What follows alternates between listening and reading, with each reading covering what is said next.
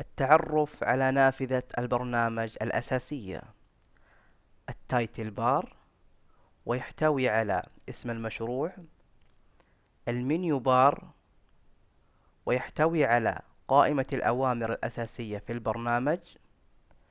الستاندر تول بار، ويحتوي على الأدوات التي تستخدم في التحليل والرسم، ويمكن إضافة أي تولز عن طريق النقر بزر الفأرة الأيمن واختيار أي مجموعة.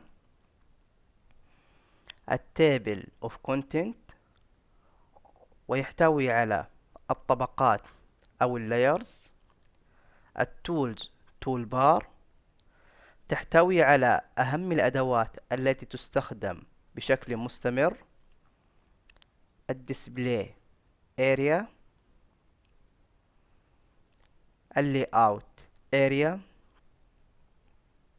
الدرو تول بار، يحتوي على أدوات رسم وخصائص الكتابة، وغالبا نقوم باستخدام هذه الأوامر في اللاي اوت لإخراج الخريطة.